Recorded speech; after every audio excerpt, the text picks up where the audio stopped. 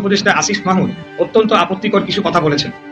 আসিফ বলেছে, বিএনপির এক নেতার ইন্ধনে ইশরাকের আন্দোলন হয়েছে।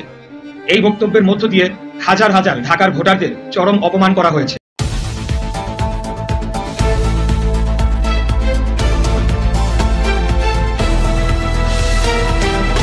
এত নোংরামি করার পরও ভদ্রতার লাইন ক্রস করিনি, এমনটাই মন্তব্য করেছেন আসিফ মাহমুদ ইশরাকের প্রসঙ্গে।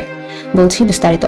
বিএনপি নেতা ইশরাক হোসেনের বক্তব্যের প্রতিক্রিয়ায় ফেসবুকে পোস্ট দিয়ে স্থানীয় সরকার উপদেষ্টা আসিফ মাহমুদ সজীব ভুঁইয়া বলেছেন, এত নোংরামি করার পরও গত 1.5 মাসে একবারের জন্য ভদ্রতার লাইন ক্রস করিনি, একবারও ব্যক্তি আক্রমণ করা কিংবা ছোট করে কথা বলিনি।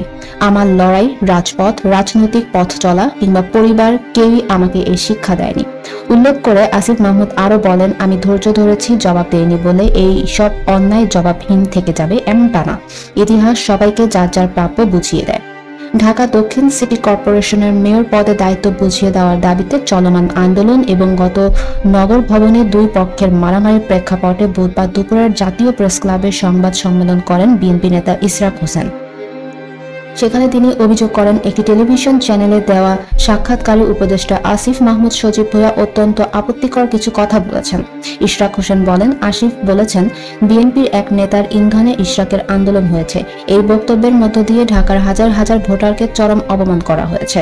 ঝড় বৃষ্টি, তীব্র রোদ উপেক্ষা করে দিনের পর দিন শারীরিক ও মানসিক পরিশ্রম করে আন্দোলন করা ঢাকার এই জনগোষ্ঠীকে একটি বাক্য উচ্চারণের মধ্য দিয়ে নাগরিক থেকে পশুর মর্যাদায় নিয়ে যাওয়া হয়েছে।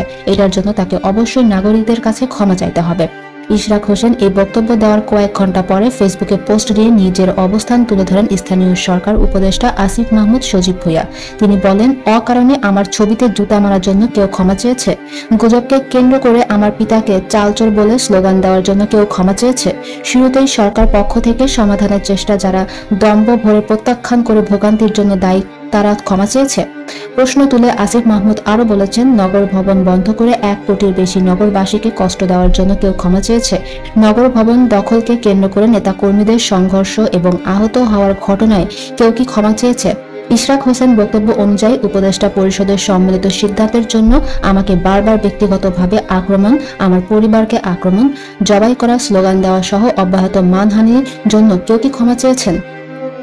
উপদেষ্টা আসিফ মাহমুদ লেখেন, কিন্তু আমাকে ক্ষমা চাইতে হবে, কারণ আমি বলেছি কয়েকজন নেতার প্ররোচনায় এই আন্দোলন হয়েছে। আমি সত্যি বলেছি এবং সত্যি যে বলেছি এটা তিনিও জানেন। তাকে যে ট্র্যাপে ফেলা হয়েছে, ফর বা বেটার নেগোসিয়েশন ব্যবহার করা হয়েছে তা তিনি ভালো করেই জানেন এবং আমার পরিচিত একাধিক ব্যক্তির কাছে স্বীকারও করেছেন।